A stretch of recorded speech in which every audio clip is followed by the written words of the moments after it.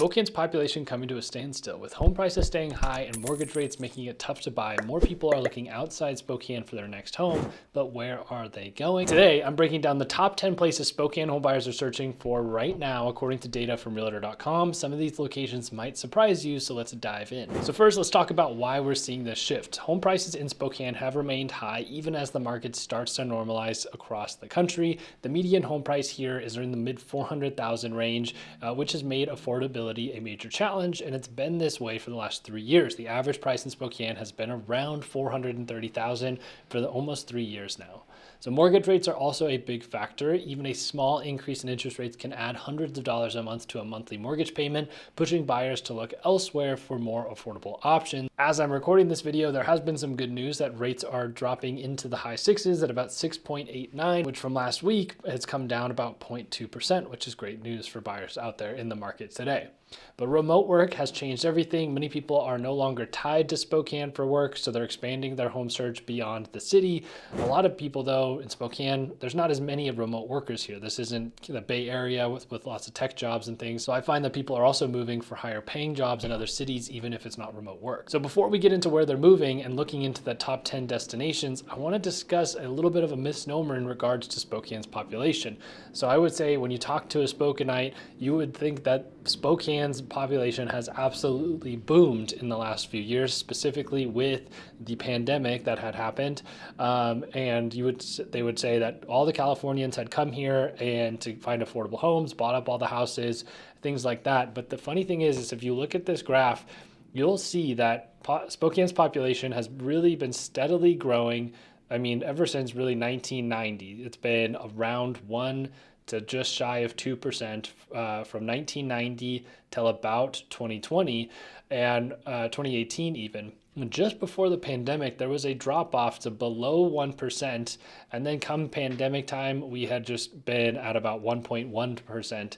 And so the funny thing is, though, it's like we're always talking about how the population increased so much during that time, but the percentage of increase was actually less than it has been in like the last 30 years. Now, of course, with the compounding effect, the more people we have, the more a 1% increase is. But just looking at the data, it shows that we didn't just have this huge influx of people during COVID. Now, this macro data website is showing that Spokane will likely grow at a less than 1% rate for the next handful of years, going out all the way to 2035. And just for comparison's sake, let's look at another city that's been very popular to move to in recent years, Austin, Texas.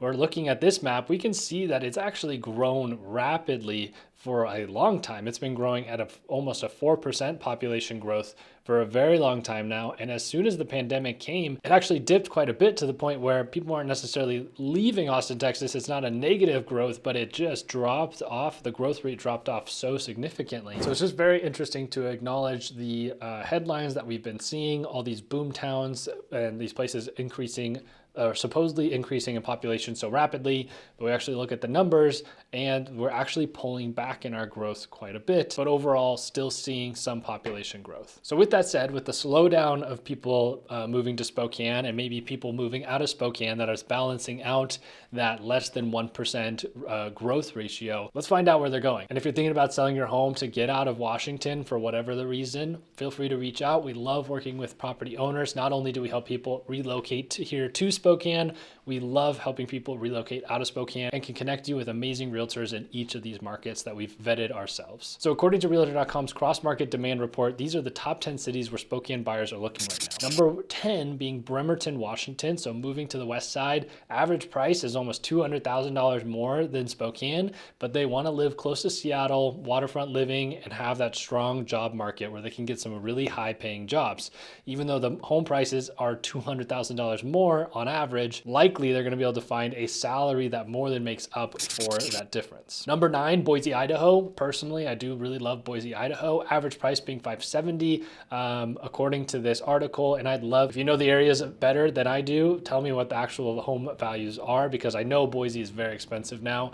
But Boise has a growing tech scene, strong economy, and lower cost of living than most major metros. And Boise is just starting to feel like a major metro. It is so spread out. It's a very big place, but there's a lot of cool stuff going on there. The nature surrounding Boise is beautiful. If you're looking for a more grown-up version of Spokane, I think Boise is a great option for that.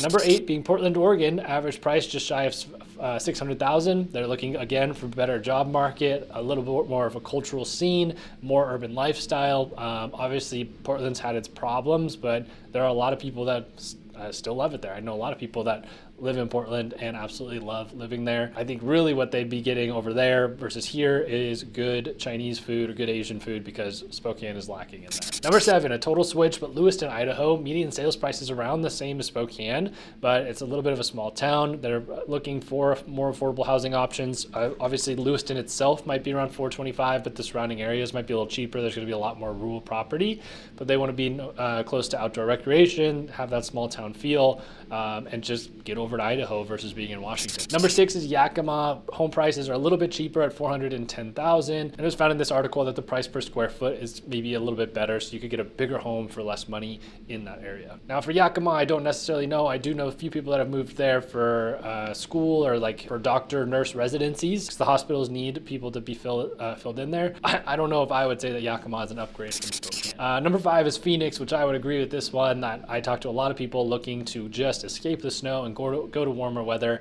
Average price is about $510,000. They're looking for that to get away from the snow, get the warm weather, low taxes there as well, and a strong job market, and just a massive population. You'd be going from a metro of about 500,000 to a metro of almost 5 million. Next up is Kennewick, Washington, and I would agree with this one as well. I've seen quite a few people moving to the Tri-Cities.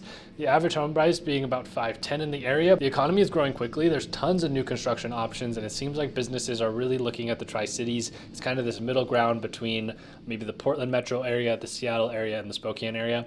I'm not 100% sure, but it seems like Tri-Cities is kind of a hotbed right now. Next up would be Sandpoint, Idaho, which I would say a lot of Spokane people would dream of living in Sandpoint, with Priest Lake and Schweitzer Mountain being right there, but very expensive. Average home price $820,000, but you're going to get that resort town feel, very quiet lifestyle, be close to nature.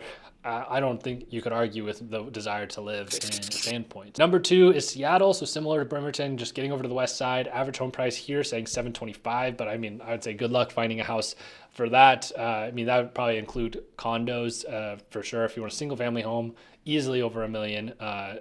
Almost anywhere around Seattle, but you can find higher paying jobs, get in the tech industry, find those big city amenities, have amazing food, things to always do, easy airport to travel out of.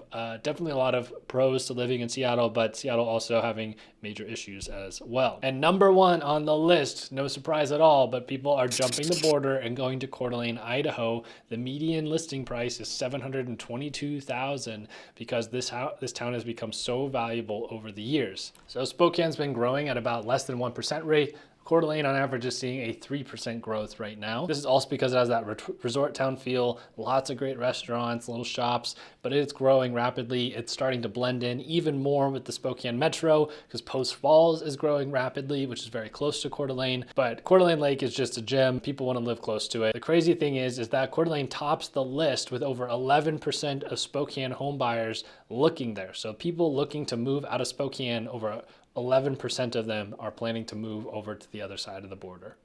Which makes sense. It's so close to Spokane. It has a high quality of life. I'd say it aligns more with most people that live in Eastern Washington, that don't feel like they're being respected by Western Washington.